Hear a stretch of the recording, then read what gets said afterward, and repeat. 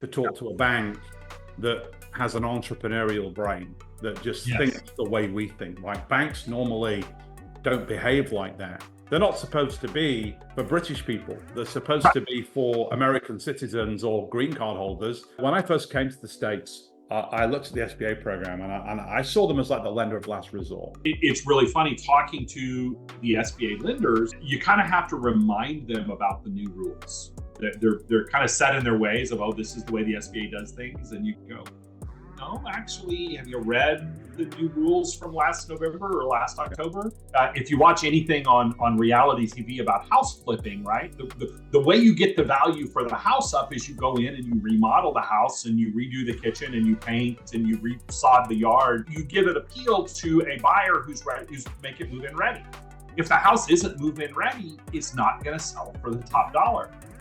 The same is true in businesses. Yeah. A very warm welcome to the Creative Dealmaker podcast. I'm Carl Allen, I'm your host, and I'm going to be interviewing expert guests sharing investor strategies that will completely and utterly disrupt the market when it comes to buying and selling businesses all over the world.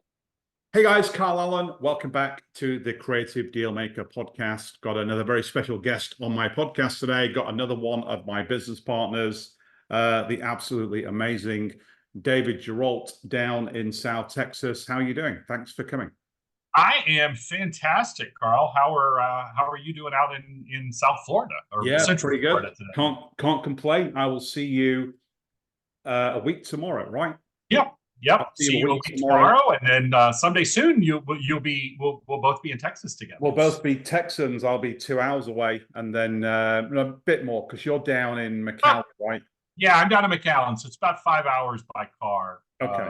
But hey, we now have a direct flight on Delta from McAllen to Austin, so it makes it easy for us. There you go. I'll be able to spend a lot more time with you. And then, yeah, I'm excited to see you for the 3 days at the Upper Echelon Mastermind that we're hosting in Pigeon Forge, Tennessee, which starts a week tomorrow. But anyway, let's get into kind of deal chat and all the cool things that you and I are doing and what we're seeing inside of our community, because I know you're partnering with a lot of the proteges inside of the community. But just for the benefit of my viewers and listeners, just give us a few minutes about your background and what's brought you up to where you are today. Sure. I'll give you the Reader's Digest version. Otherwise, we'll have to break this into 2 episodes. Okay. So yeah, background, I'm born and raised South Texan. So been here, my family's been along the Texas-Mexico border since before there was a Texas-Mexico border. Wow. But went away for college and law school. I have degrees in accounting and in law, came back and practiced commercial law, complex commercial lending. Our firm that I joined after law school represented all of the larger community banks in our region, and all of their more complex transactions got sent to us. So I've been in the deal making world and in the finance world, for more years than I'm willing to count now. Because I've actually got a couple of years on you. So You have? I thought I was the oldest person in the world at 53. No, I'm 55.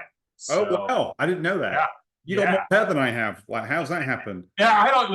Yeah. It's this nice South Texas heat. It helps things grow. There you go.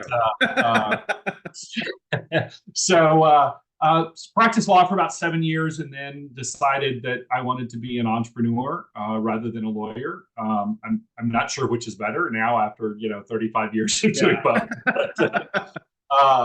Went off and started an export company with a partner, exporting food commodities into Mexico. We grew that to just shy of $100 million in revenue in 4 years. Wow. It was a crazy ride. Learned a lot about complex finance and asset-based lending in that journey. Sold that to my partner. Then subsequently ended up in litigation over the seller note. So I've learned some lessons there. But went off, did some different things. I've done some stuff in real estate development, done some stuff in the alcoholic beverage world. Was in a wine store franchise. The way to make a small fortune in the wine business is start with a large one and work down. Yeah. So, but drinking all the profits was a lot of fun. And then for about 10 years before I came across your organization, I was basically working as a consulting CFO, so working with Main Street businesses, the same businesses that we work with every day now in the Dealmaker world, helping them source growth capital. So I, over about a 10-year span, put together close to $100 million in financing for small businesses to grow and restructure post 2008 recession, and realized that doing all of that, the main thing I had to sell was my time, and that was very limiting. And so started looking at ways to build wealth, and ran across this crazy Brit who had this ninja acquisitions program. That crazy Brit. Yeah, he's an American now, really. So started following you about 5 years ago.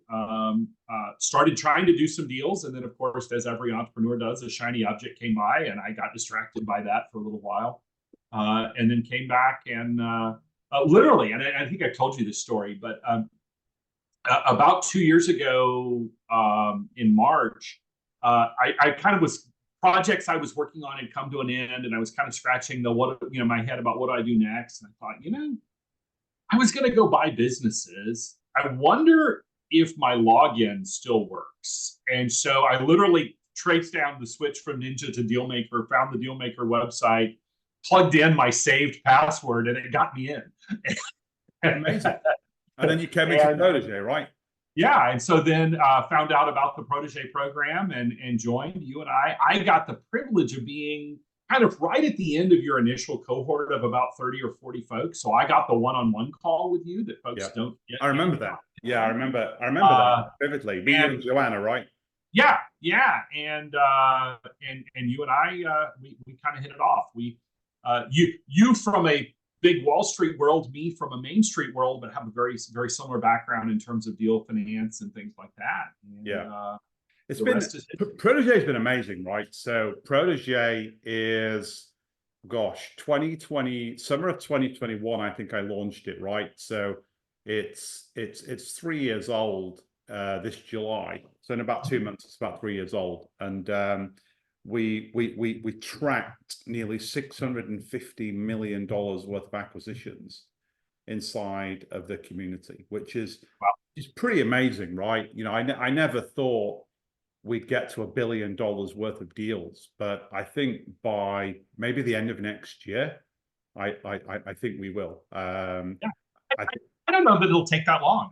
I think with the momentum going, I mean, we've got with my partners that I'm working with as advisors to folks in Protégé, we've got close to $50 million in transactions that we're working as advisors. Yeah. All in the Protégé world. It's amazing, right? One of the other things about Protégé that's really surprised me in a good way is when we first started it, everybody was silent, right? So everybody would be going off, they'd be doing their own deals, and that's fine. But what I've noticed in the first 6 months of Protégé, about 6% of deals that were closed were partner deals. Now it's closer to 60%. So more than half of the people doing deals in the program, they're buying them together. It might be an operator, partnering with an integrator. There's capital partners, as you know now, in Protégé. They're investing in other people's deals. Somebody like you that's got like the trifecta of skill sets, right? You've got the financial skill set, you've got the legal skill set, and you've got the deal making skill set. I know you're in very high demand to partner on other people's deals, which is why I'm partnering with you, right? Like we've got two cool things that we're doing right now, and obviously you give your time up every week inside of the community, teaching Protégés the ins and outs of the legal stuff, which I think it's been a game changer for the community. I have to say that.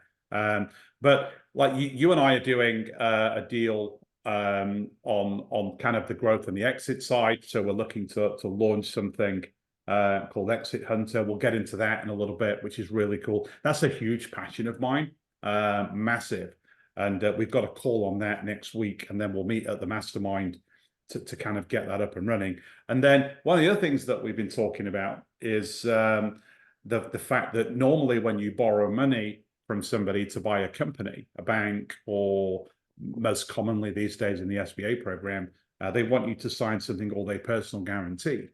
And outside of surety bonds, which are very expensive and very difficult to get to protect you against that PG, there's no real like personal guarantee insurance market like there is in the UK. So in the UK, where I used to live, that's a huge market. It's very commoditized and it's cheap as chips to get that kind of cover. But there used to be companies in the States that did it, but they kind of fell away before COVID. So I think for us to do something in that market would be amazing. Whether we have to buy an existing insurance company or whether we create our own, I don't know.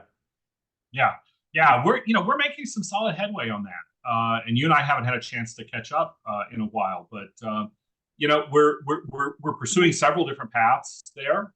Whether it's creating our own insurance company, which we may have to do. Or it's finding some larger insurers to partner with. And I'm learning, as you get in, we talk about, and this is kind of a segue to both worlds, I guess, we talk about in Dealmaker about staying in your lane, and about really understanding the nuance of the business world in a particular industry or in a particular sector. And when you get outside your lane, you're really kind of lost and wandering around. And I think for both of us, insurance is outside of our lane. And so I learned a lot about the insurance world as we have a subject matter expert that's our partner, who's been guiding me through it. And there's some interesting nuances, some regulatory nuances that we're having to weave to make this work. But I think we've got some solid plans for how to do that. Yeah, and I think that's going to be game changing because what's really interesting about the SBA? There's never been a case, to my knowledge, of the SBA ever calling in a personal guarantee. We know that you take an SBA loan. Let's say you buy a business for $1 million. It's $100K equity down, $800,000 loan, and $100K seller note, right? And the SBA will have you sign the personal guarantee for the full $800,000. Yet they have the federal guarantee that if the business failed, bear in mind only 8% of SBA transactions actually fail. But if you do fail, my understanding is they come to you, say, hey, can we have our money? And you say, no, haven't got it.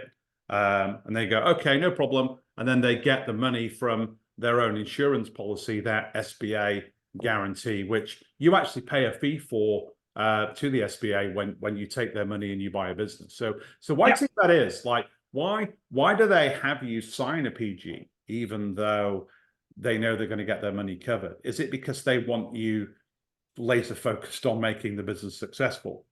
Yeah, I think it's that. I think there's a couple of aspects to it. Number one, I want to make sure that as folks are listening to this, they're understanding what the SBA is and what it's not a bank, right?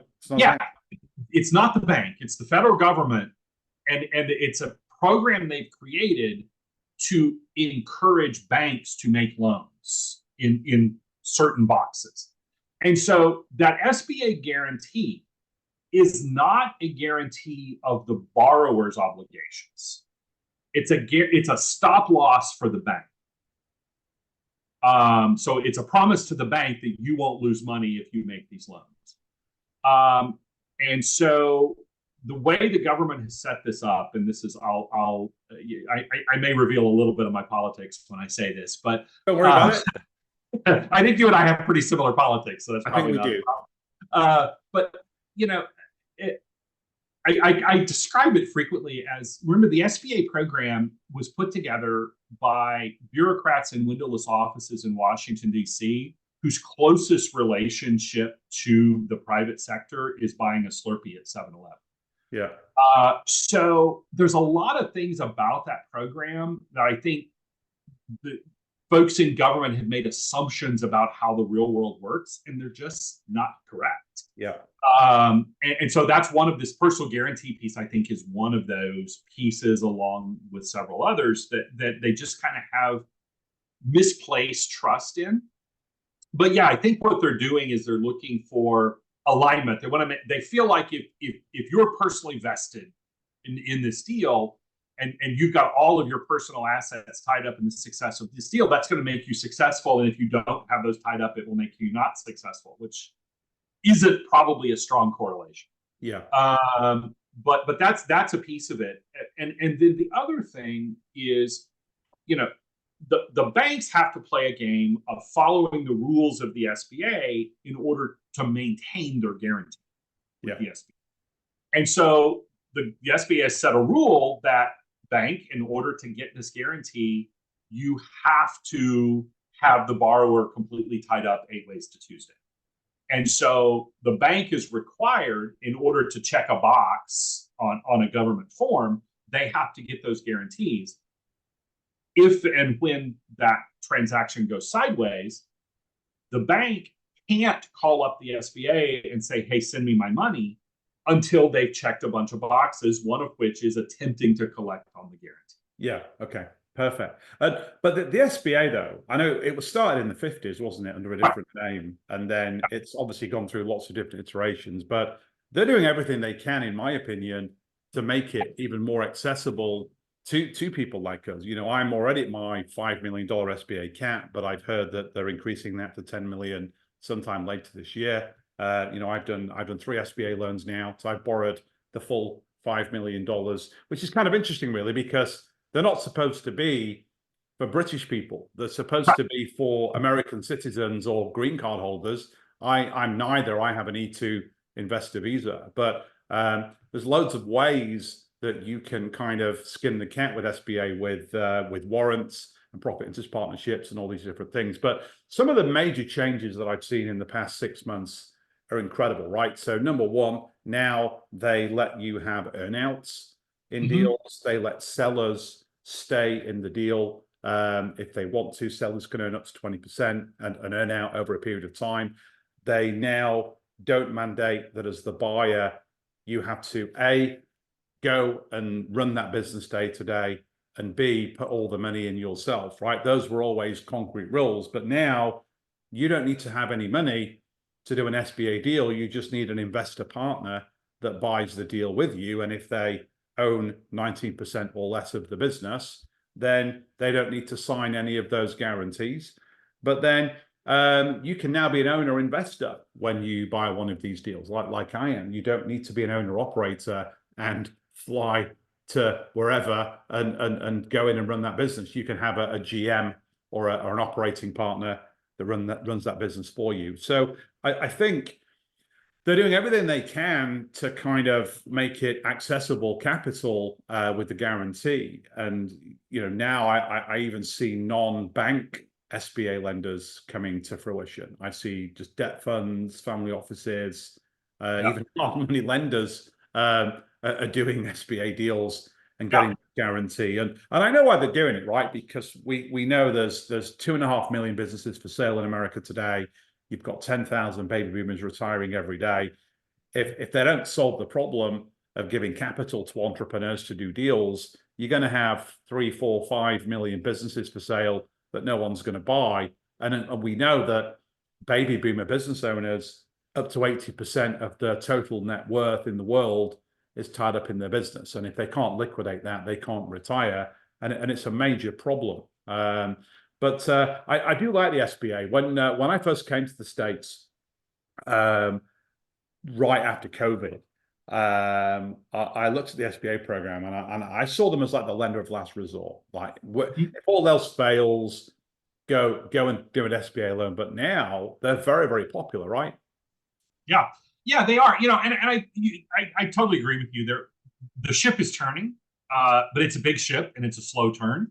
But I think they're definitely making strides to try to make the programs more accessible. Yeah.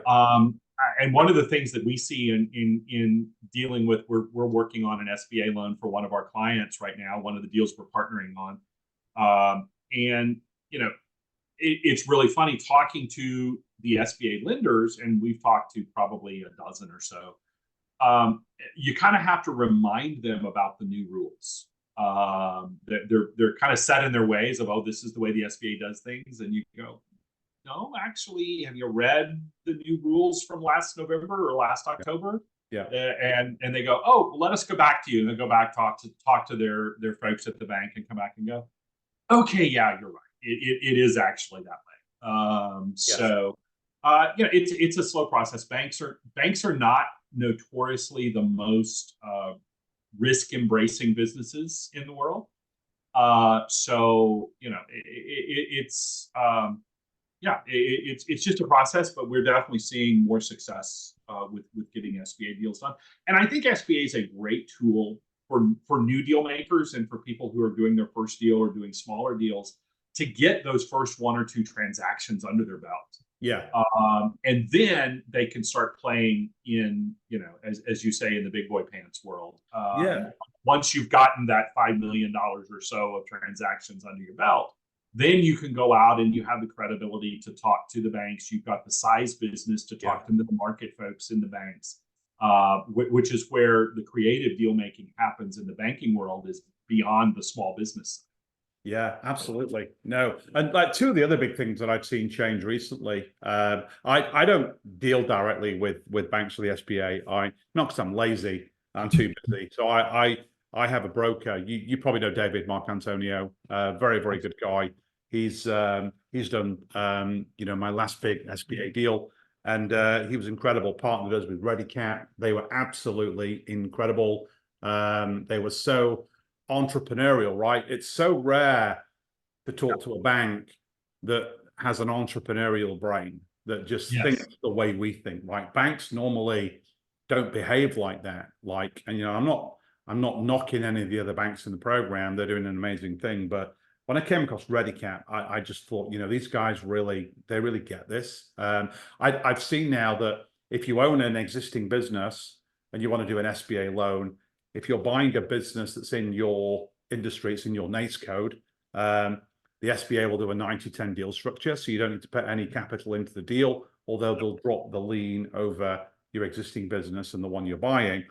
And then what I've also seen is if you want to be a portfolio business buyer and you want to buy a company in a totally different NAICS code, you still got to put the equity down. But the 5 million cap moves. They're playing with the NAICS codes on how they apply. It doesn't encompass like all of your deals. You can have a 5 million cap in one industry, then another 5 million cap in another, which is about to go to 10. So when it goes to 10 mil, you could literally use $100 million of SBA money or bank money covered under SBA if you buy deals in 10 different sectors. It's crazy, right? It really is nuts.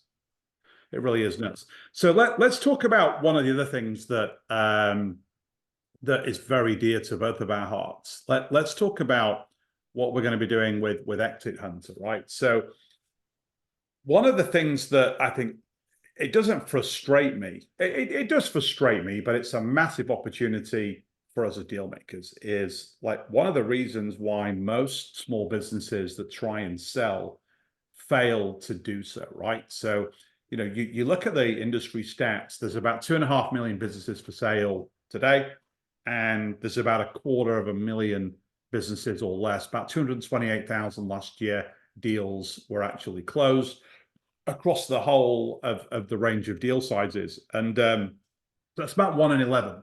So we know that if you go to market to sell your business, you have a 1 in 11 chance of selling, bearing in mind all your net worth's tied up in that business. If you're retiring, like you can't retire until you liquidate that business.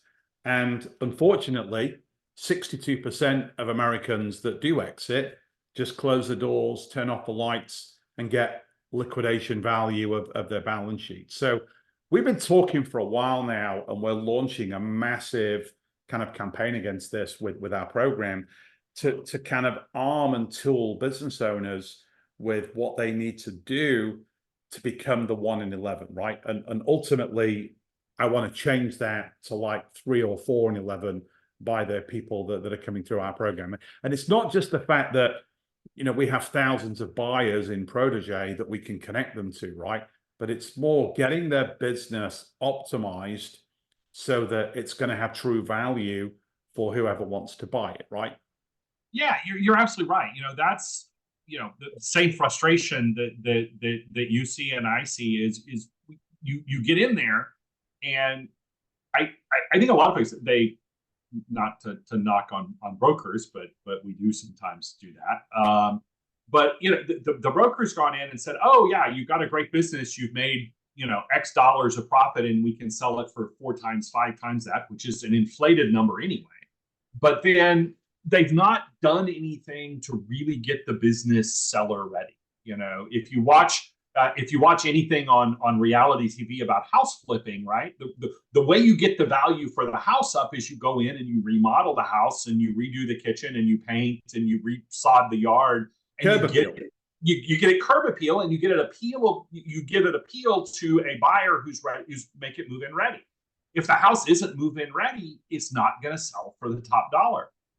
The same is true in businesses, and there's so many businesses that are not move-in ready for the buyer, and if the seller hasn't done their work, done their homework, done their prep to fix up, remodel the kitchen of the business and paint up and spruce up and make sure that the business is optimal.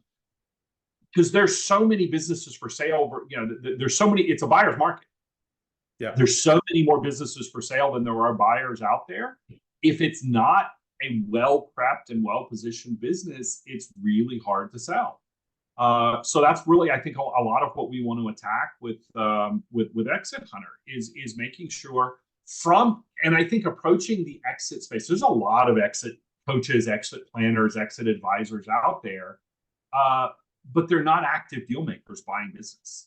And I think that's what makes us unique is that we're in this world of buying businesses every single day of every week.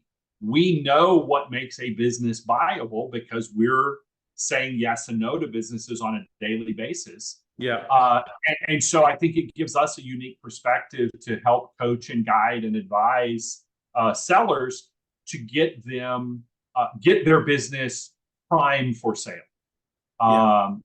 And I've been studying this for years, right? And what blows my mind is, like, when you talk to business brokers, and I'm not knocking business brokers, right? But most business brokers will only look at a business through one lens, right? They'll look at financial valuation. They'll say, okay, here's your EBITDA or your SDE. We're going to recast it because we know businesses have 2 numbers, right? They have tax numbers and they have real numbers. We recast the numbers, which we can probe and vet.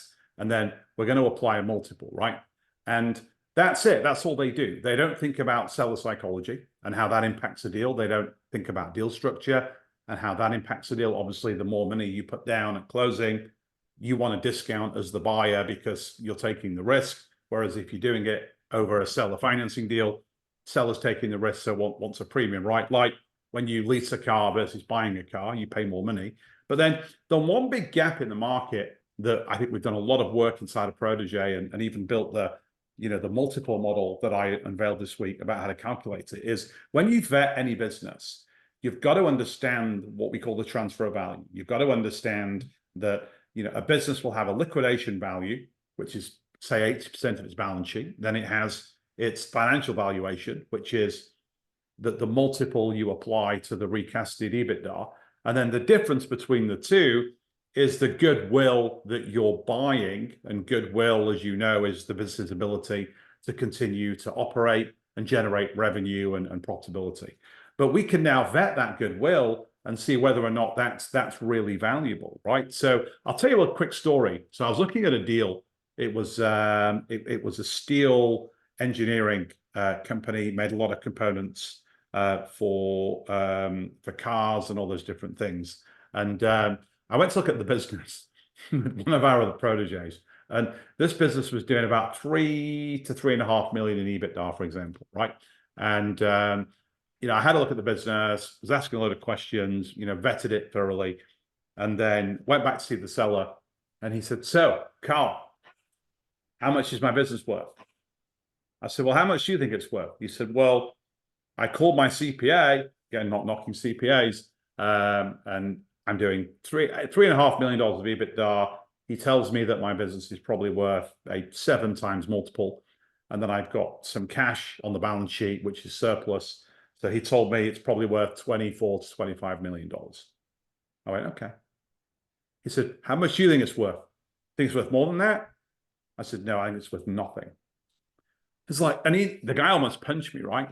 It's like, how can that be? How can that be? How can my business not be worth anything? I said, "Well, It's worth the liquidation value of your balance sheet, right? The only way you're going to sell this business is to close the doors, turn off the lights, liquidate all your assets into cash, pay down all your liabilities, and whatever's left, that's your exit. He's like, no, I think I'm going to go with my CPA. Tell me why it's not worth anything. I said, well, how many customers have you got? He said, one. I'm like, okay, you've got one customer. Have you got a contract with that customer? No. Who's the customer? It's my brother-in-law. Okay. And your brother-in-law's about to sell his company to somebody else, correct? Yeah, that's correct. I said, so okay, I buy your business, you've got one customer. It's an arm's length transaction with your brother-in-law who's about to sell. Like, what do you think is going to happen when that new owner comes in? They're going to want to renegotiate all their other contracts, right? They already have a supplier probably. They're probably going to use those people. They might not use us. So that business is going to have no value overnight if that would be true. So why would a buyer put money down on that deal? Like, you need 100 customers, not one. Yeah, well, it's great margin and he's a great guy and he's giving me all this. I said, I know, but unfortunately, that's why your business has no value. And that's just one example, you have crazy high customer concentration, no recurring revenue. And this owner, he was the business, right? He was the business. He didn't really have a job.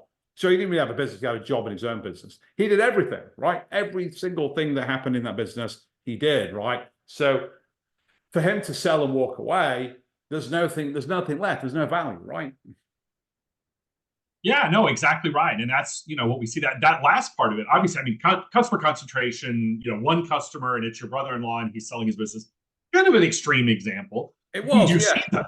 But that other piece of it is huge.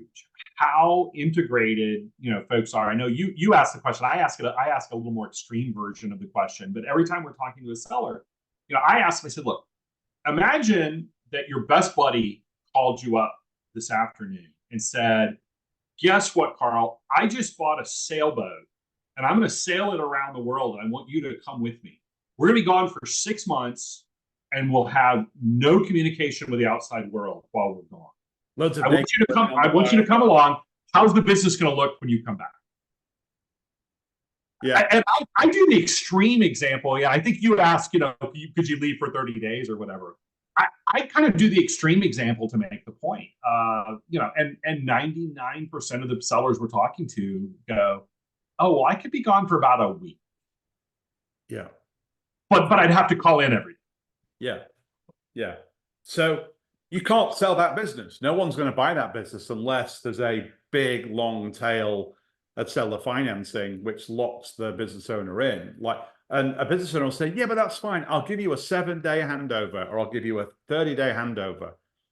You can't get all that stuff out of their head in 30 days and create systems and processes around that. Our two big deals that we're doing with our client in the heavy civil construction space, we've got a 1-year handover with both of those. Yeah. Yeah. And we've got a very systematic plan of how we're going to transition over that 1 year. We'll bring in a GM, and really the GM will take the reins at about the 6-month mark. Yeah, perfect. And then we've got Andrew, and his ninja skills.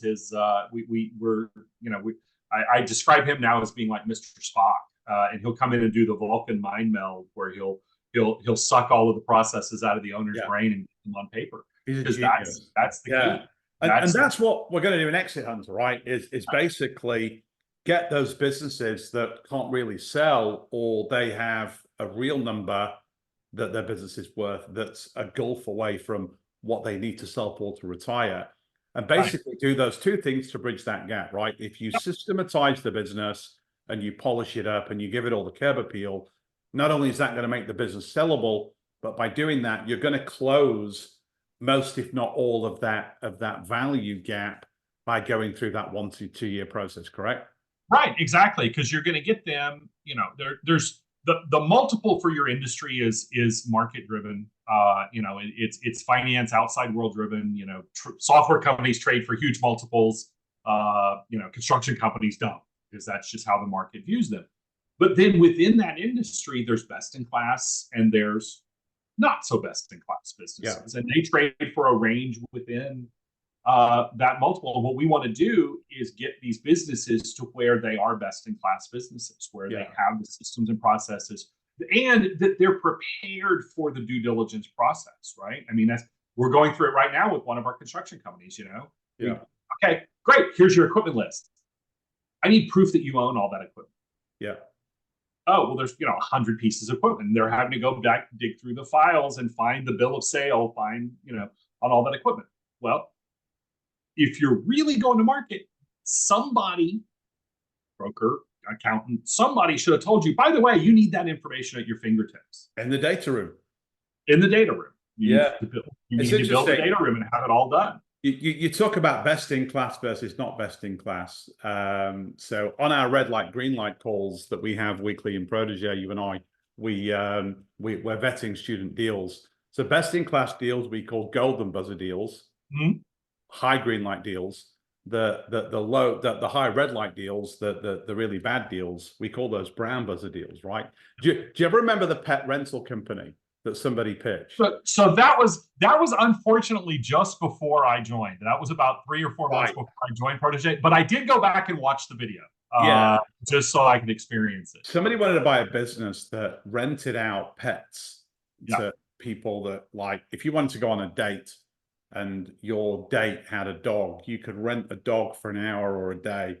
Like, what a crazy deal. Like, and I talk about it all the time as like the worst deal I've ever seen. And then I've seen some really good deals. Obviously, a lot of those good deals get closed. But talking about deals, like one last thing I want to kind of deep dive with, and I'll let you get back to all of your due diligence and things, is obviously, you're adding tons and tons of value in the community these days with the legal side, right? And you talk a lot about the anatomy of an M&A deal, and you've done a legal transaction for me, quite recently. I had to buy into a company to get my E2 visa. You handled all the legals, did an amazing job, and that stuff gives me brain damage, right? I probably read 1 million pages of law in my life.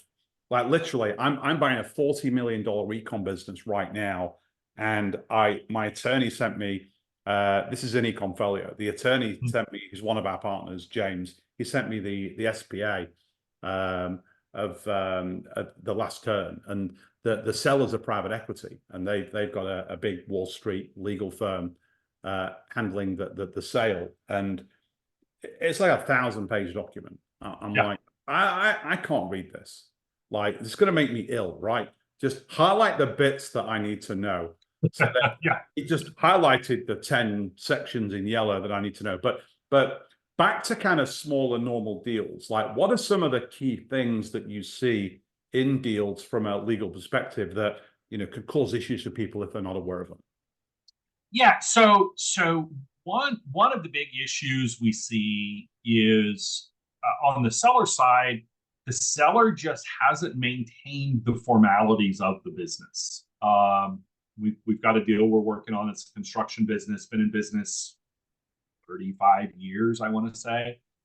They filed their corporate charter with the state. It's a corporation, not an LLC. Filed their corporate charter with the state 35 years ago. They have no corporate minutes at all for the entire 35-year history.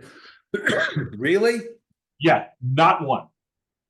Not one. Yeah, as they not only don't have minutes, they don't even have seconds. It's just nothing. So we're work with the sellers council and do some what we call an omnibus resolution, where they just kind of ratify everything that's been done ever in the past, so that at least we have some corporate formality. Because financiers would have a problem with that, I'm guessing. Yeah. That's one issue. Taking a look at just making sure we do, and we're kind of odd birds in the Dealmaker world. We like to do stock purchase deals, whereas most advisors, I think, in the U.S., really their knee-jerk reaction is you need to do an asset purchase.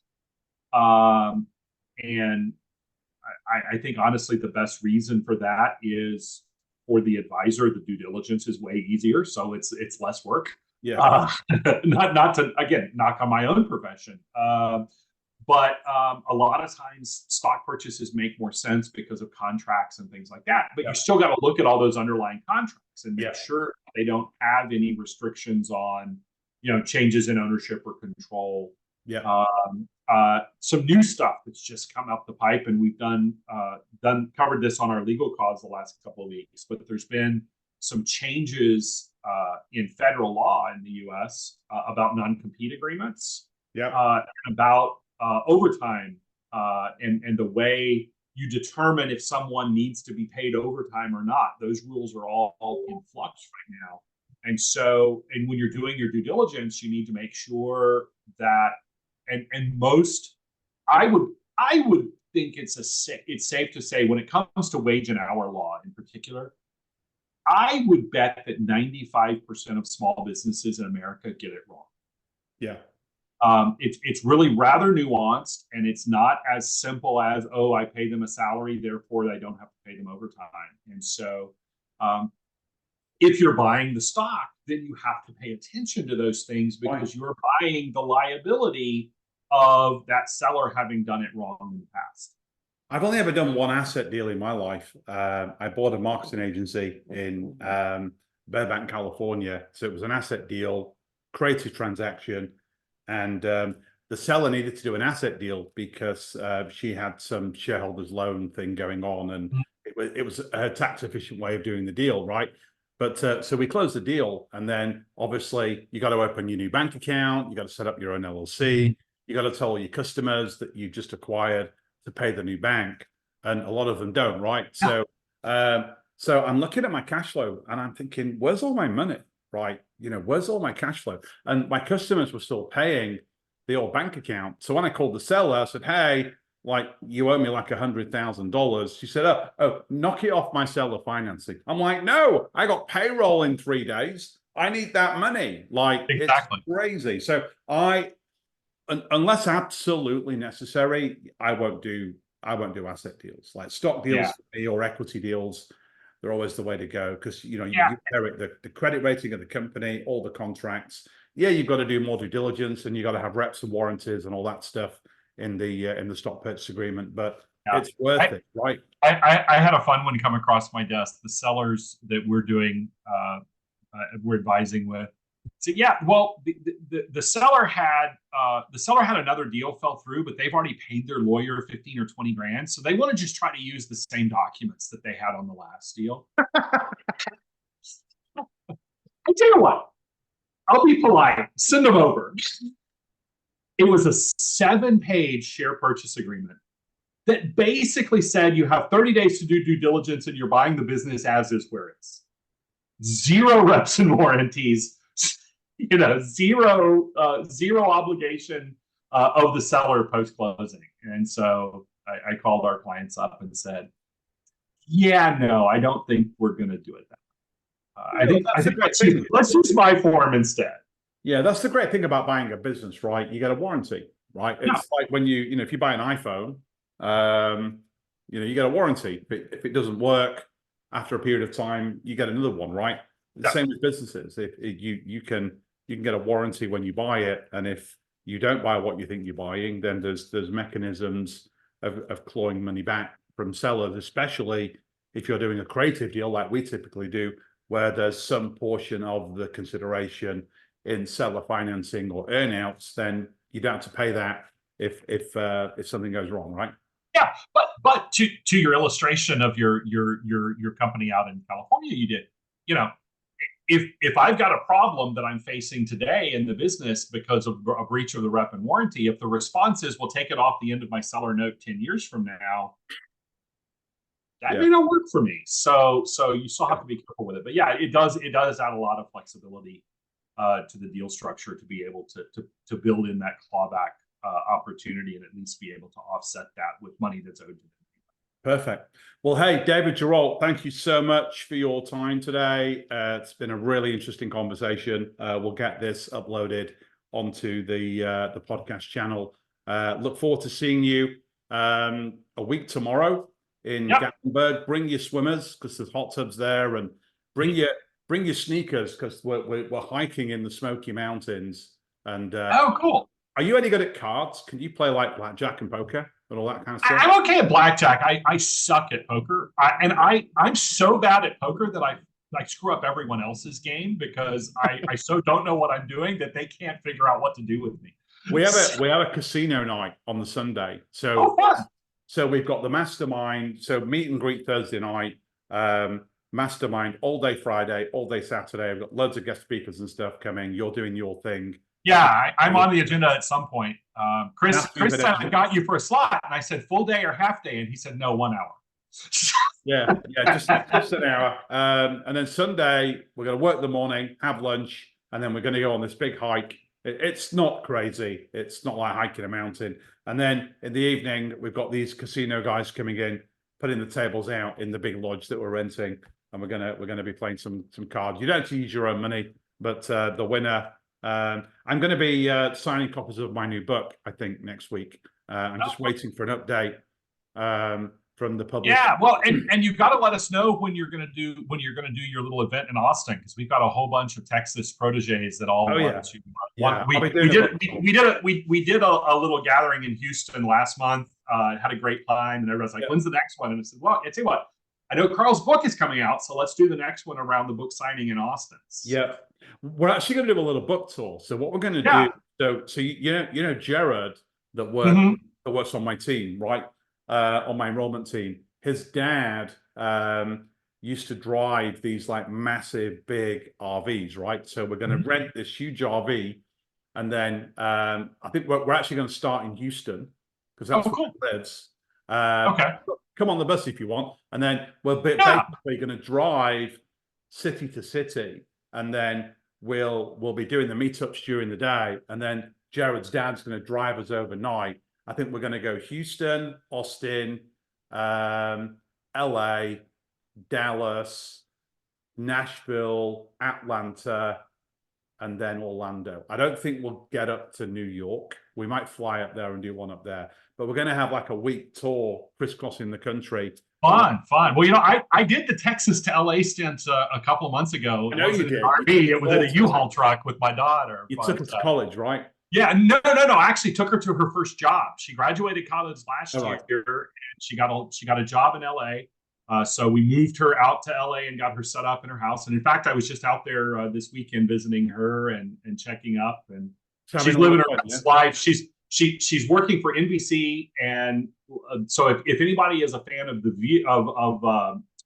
Voice on NBC, and as we're taping this, it's early May, so.